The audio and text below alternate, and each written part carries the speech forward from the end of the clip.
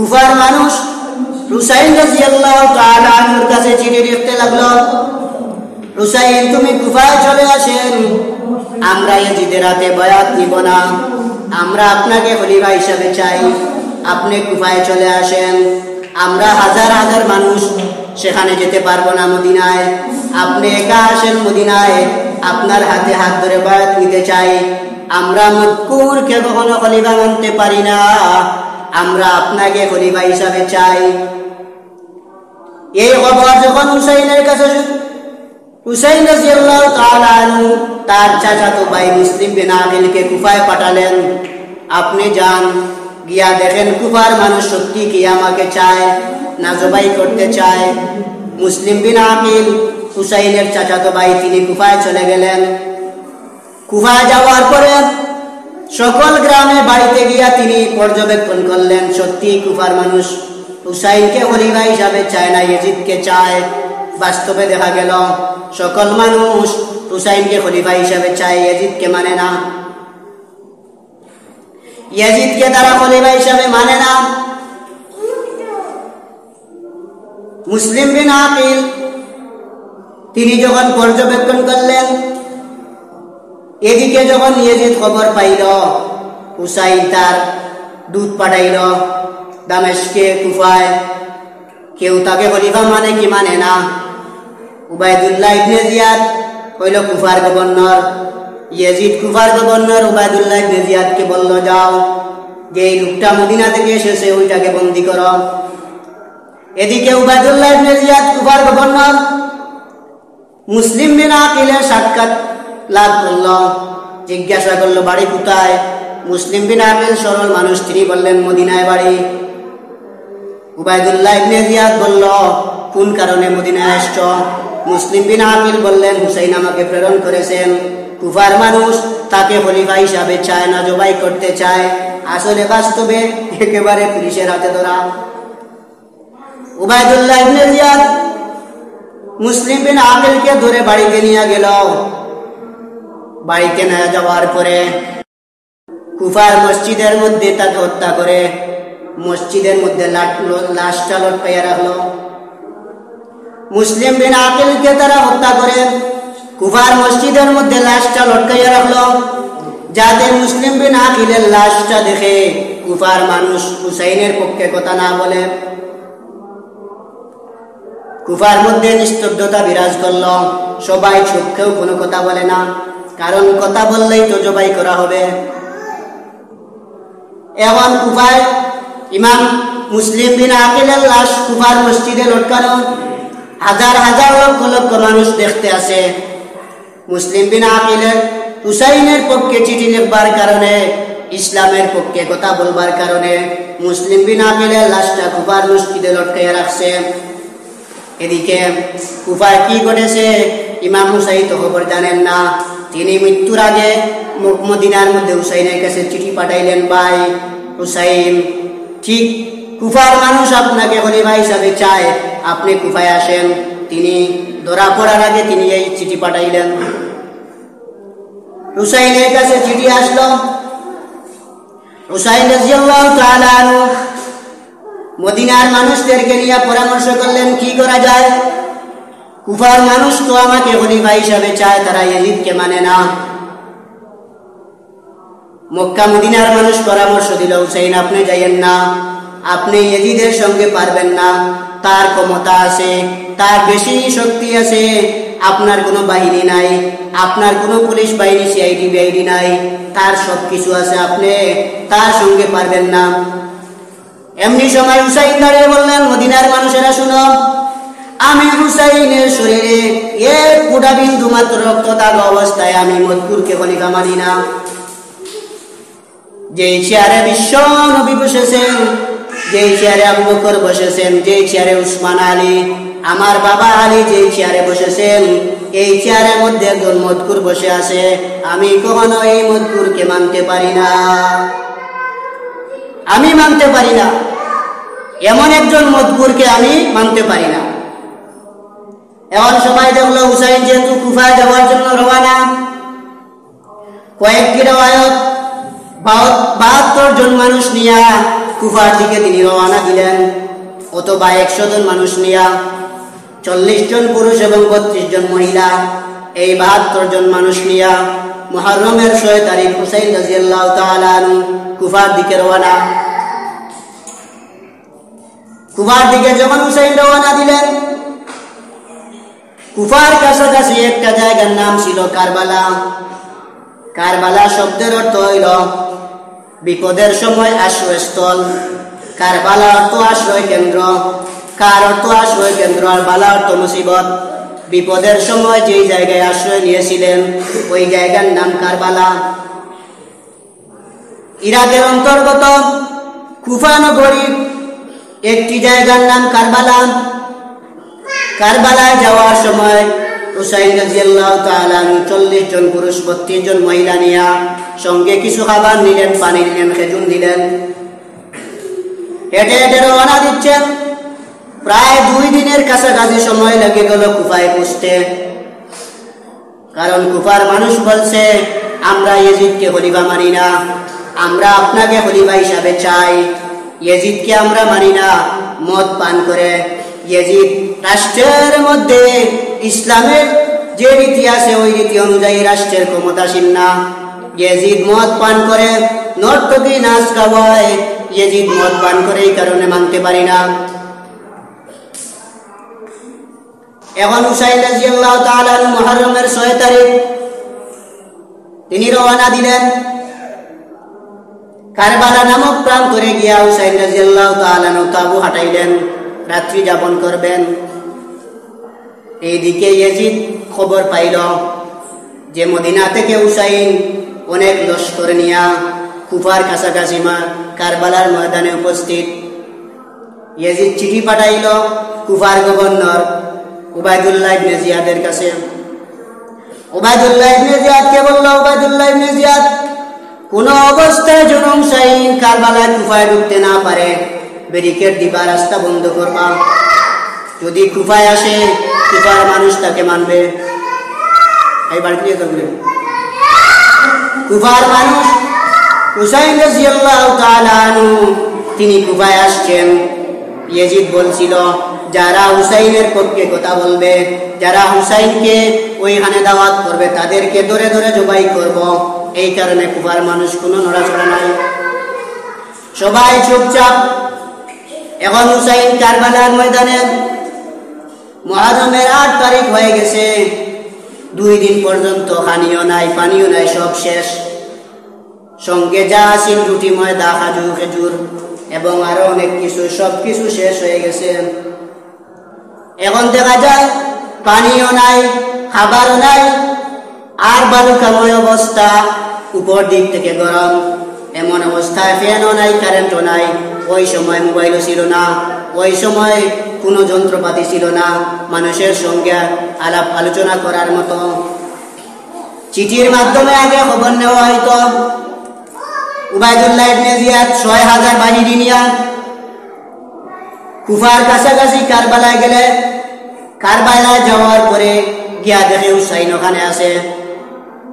সে সর্বপ্রথম বুদ্ধি বাহির করছে, যেহেতু এতদিন পর্যন্ত 2 দিন হয়ে গেছে এখানে, তাহলে পানি নাই, সবকিছু শুকিয়ে গেছে।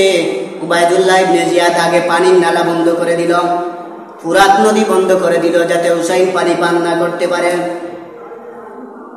হুসাইন রাদিয়াল্লাহু তাআলা উবাইদুল্লাহ ইবনে জিয়াদের সঙ্গে গেলেন, কাছাকাছি গিয়া তার সঙ্গে কথা বললেন।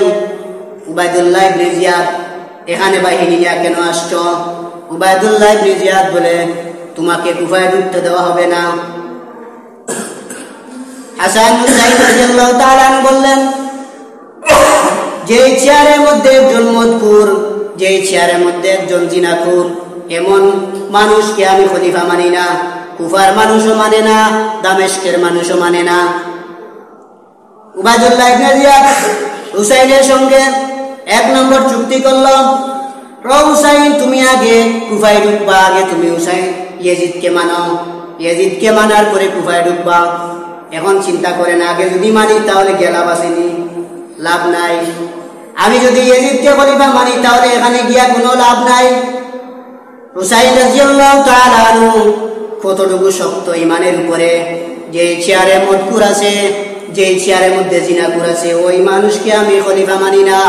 এই কারণে তিনি বলছেন আমি ইয়াজিদকে কখনো খলিফা মানি না। উবাইদুল্লাহ ইবনে জিয়াদ বলে, তাহলে আপনাকে কোনো অবস্থায় কুফায় ঢুকতে দেওয়া হবে না। আপনি আগে ইয়াজিদকে মানেন, তাহলে আপনি কুফায় ঢুকবেন। ইয়াজিদকে না মানা পর্যন্ত কুফায় যাওয়া যাবে না। তখন হুসাইন চিন্তায় পড়ে গেলেন, কুফায় যেতে দেবে না। হুসাইন বললেন, তাহলে আমি আবার মদিনায় চলে যাই। উবাইদুল্লাহ ইবনে জিয়াদ বলে, না না, মদিনায় যেতে দেব না। হুসাইন বললেন, তাহলে আমি অন্য জায়গায় চলে যাই, আমাকে দাও।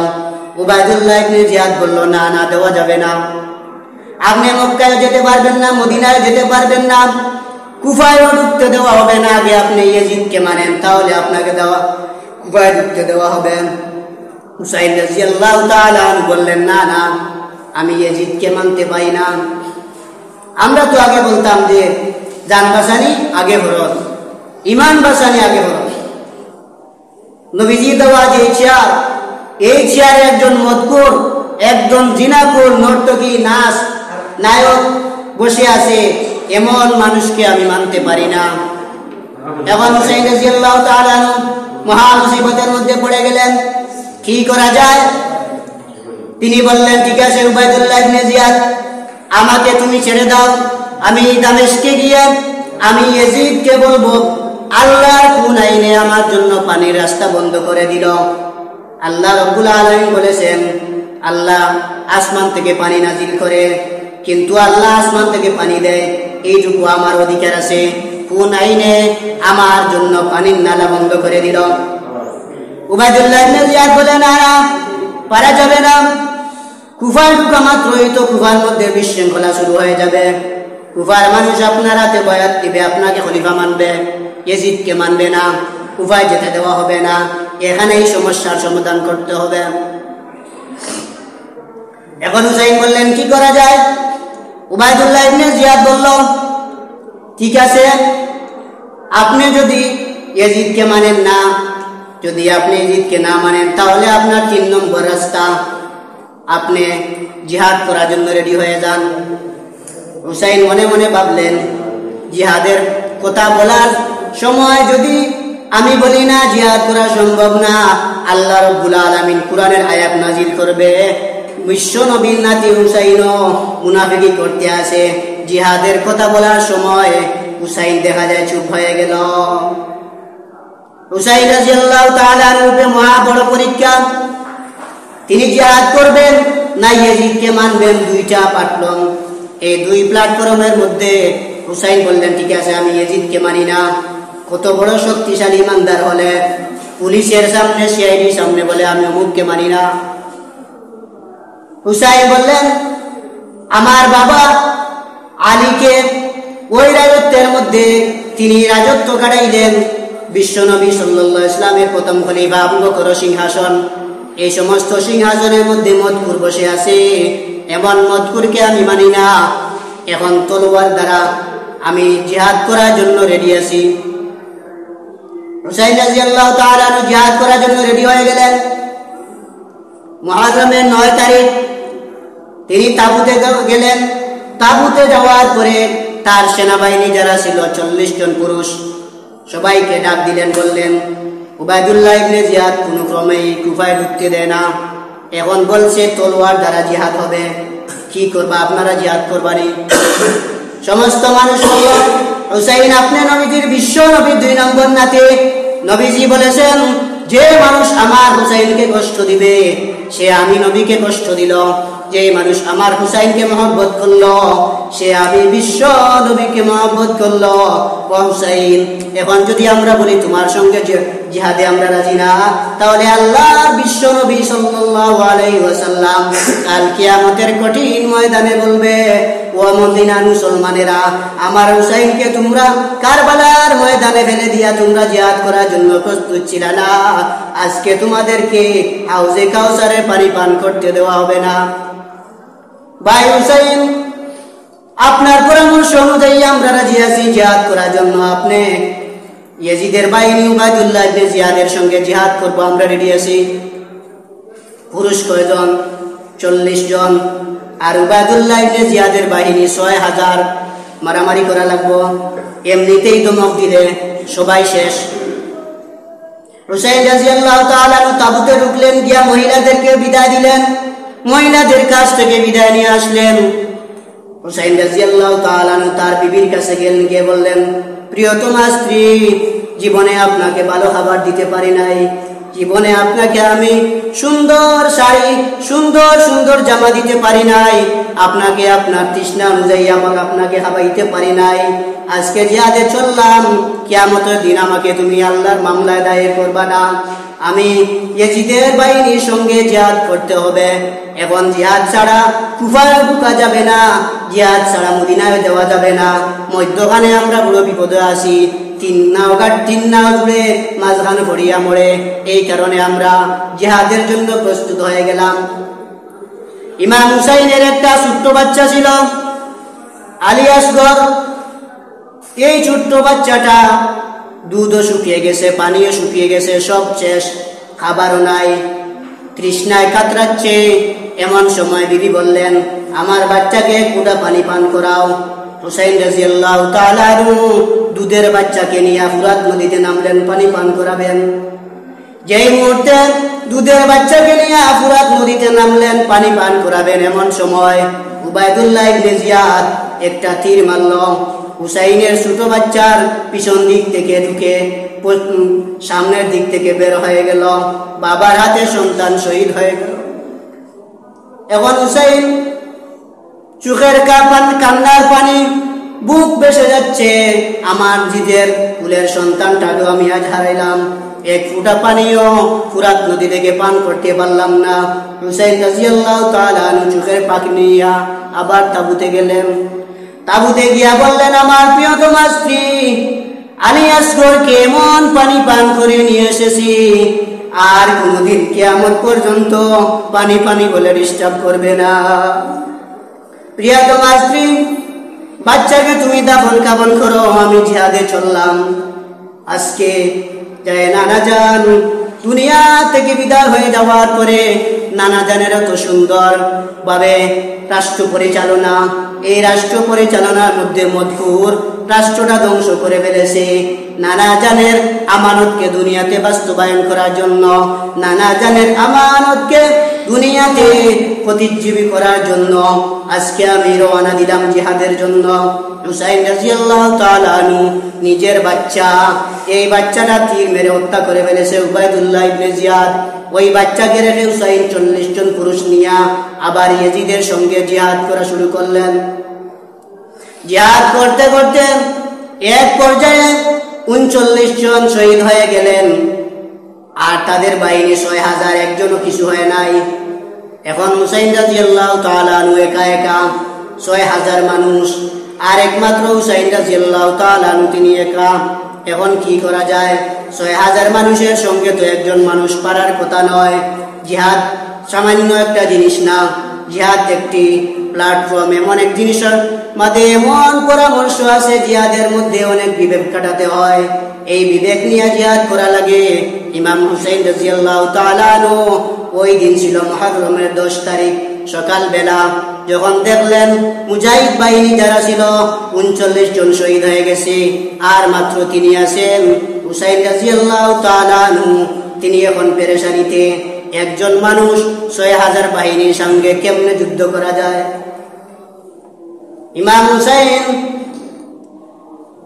পরের দিন মুহররমের 10 তারিখে যখন তিনি আবার উবাইদুল্লাহ ইবনে জিয়াদের বাহিনীর সঙ্গে জিহাদ করা শুরু করলেন, হুসাইন ফুরাত নদী থেকে এক ফোঁটাও পানি পান করতে পারে নাই, পেটে খাবারও নাই, ক্ষুধায় কাতরাচ্ছে।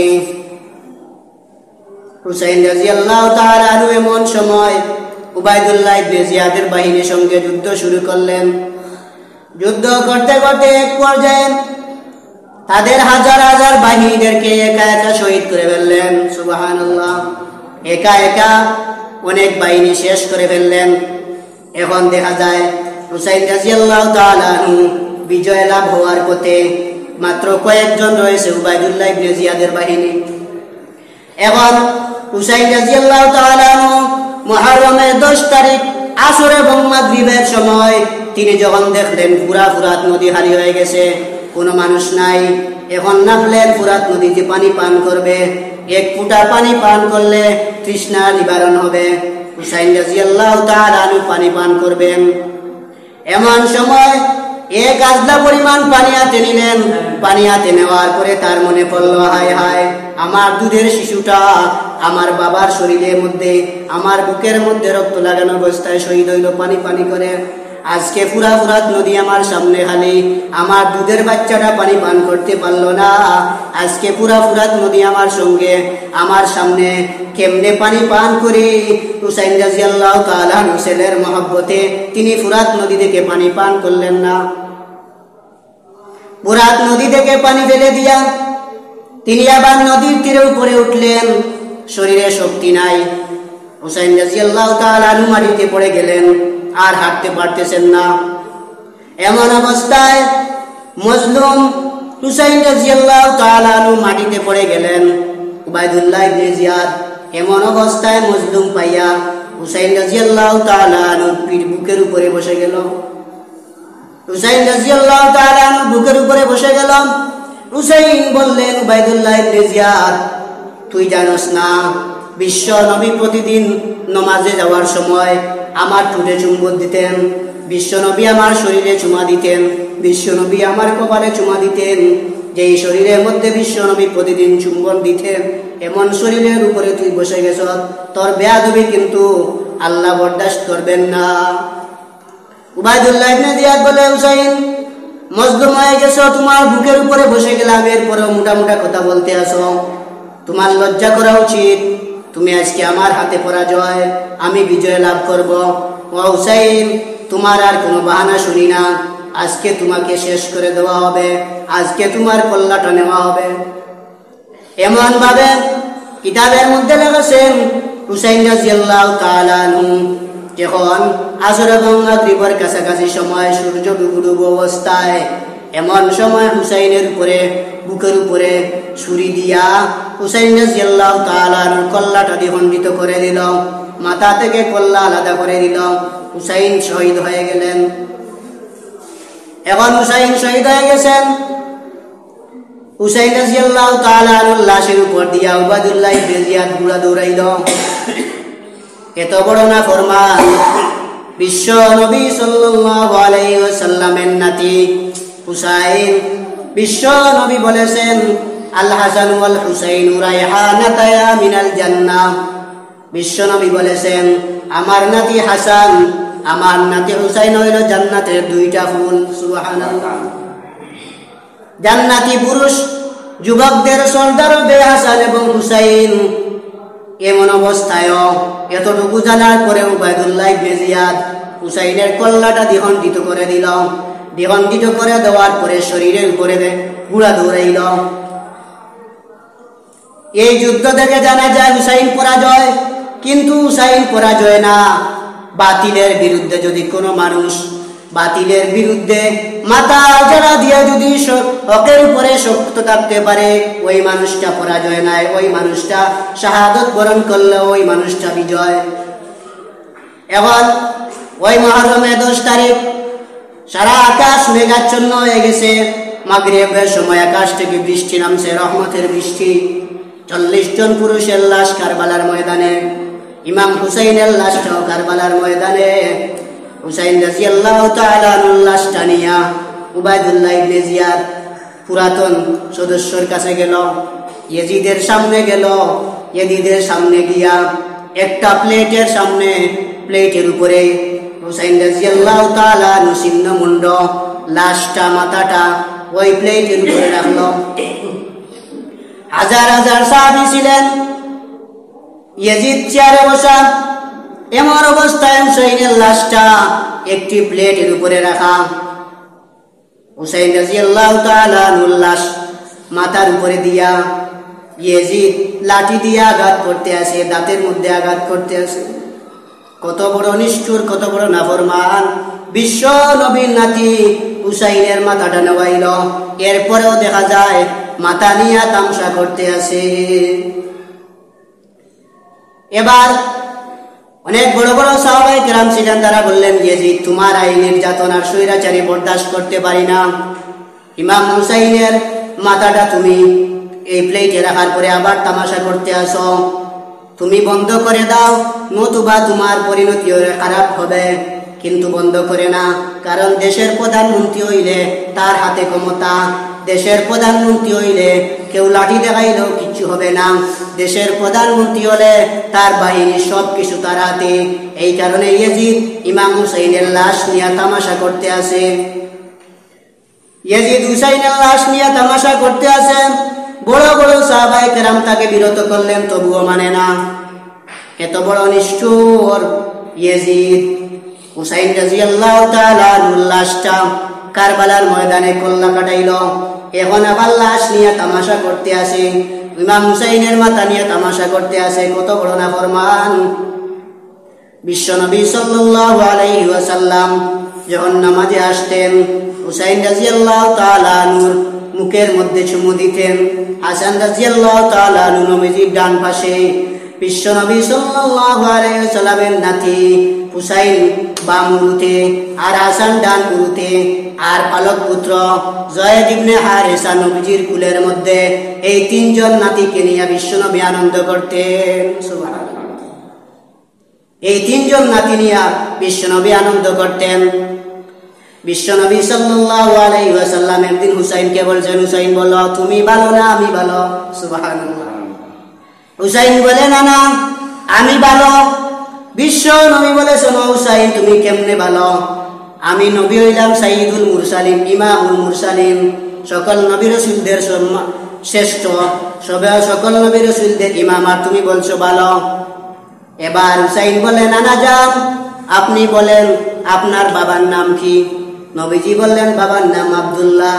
হুসাইন বললেন তোমার মায়ের নাম কি? আমিনা। ও আব্দুল্লাহ আর আমিনা এরা মুসলমানই না? সুবহানাল্লাহ। এবার নবীজি বললেন হুসাইন বলো তুমি কার ছেলে? হুসাইন বলছেন ইয়া রাসূলুল্লাহ ইয়া হাবিবাল্লাহ আমি হইলাম যুদ্ধের মধ্যে বাহাদুর ব্যক্তি আলীর ছেলে, আমি হলাম মহিলাদের সর্দার, জান্নাতি মহিলাদের সর্দার ফাতিমার ছেলে হুসাইন। এখন বলেন আমি ভালো না আপনি ভালো? আমার বংশ ভালো, আমার মাও ভালো, কিন্তু আপনার মা কোন দিন মারা গেছে কোনো খবর নাই। আমার মা ফাতিমা হইল জান্নাতি মহিলাদের সর্দার। এমন ভাবে নাতিরা বিশ্বনবীর সাথে মজাক হাসি ঠাট্টা করত, বিশ্বনবীও নাতিদেরকে নিয়ে হাসি ঠাট্টা করতেন। নবীজি সাল্লাল্লাহু আলাইহি ওয়াসাল্লাম বলেছেন মান আবগাযাহুমা ফাকাদ আবগাযানি, যারা আমার নাতিদেরকে তাদের সাথে শত্রুতা পোষণ করবে সে যেন আমি বিশ্বনবীর সঙ্গে শত্রুতা পোষণ করলো। ইয়াজিদ বিশ্বনবীর নাতির সঙ্গে গাদ্দারি করলো, উবাইদুল্লাহ ইবনে জিয়াদ গাদ্দারি করলো। এই কারণে ইতিহাসবিদ লিখেছেন দুনিয়াতে ইয়াজিদের বংশে কোনো মানুষ আজ পর্যন্ত নাই, কোন মানুষ একটা বাচ্চার নাম ইয়াজিদ রাখে নাই, কিন্তু কোটি কোটি মানুষ আছে তার ছেলের নাম হুসাইন নাম রাখছে, কোটি কোটি মানুষ আছে তার ছেলের নাম হাসান রাখছে, কোটি কোটি মানুষ আছে তার ছেলের নাম আলী রাখছে, তার ছেলের নাম উমর রাখছে, উসমান রাখছে, আবু বকর রাখছে। কিন্তু আজ পর্যন্ত 1400 বছরের ইতিহাস একটা কাফিরও কোনো তার বাচ্চার নাম ইয়াজিদ রাখে নাই। ইয়াজিদ শব্দের অর্থ অতিরিক্ত, অতিরিক্ত বাড়াবাড়ি করেছিল তার নাম, এই কারণে ইয়াজিদ। তার নাম প্রথমে ছিল ইয়াজিদ, আল্লাহর কেশমা। অতিরিক্ত বাড়াবাড়ি করার কারণে ইতিহাসবিদ লিখেছেন ইয়াজিদ অতিরিক্ত বাড়াবাড়ি করেছিল, এই কারণে তার বংশের একটা মানুষও ইয়াজিদের বংশের নাই। একটা বাচ্চা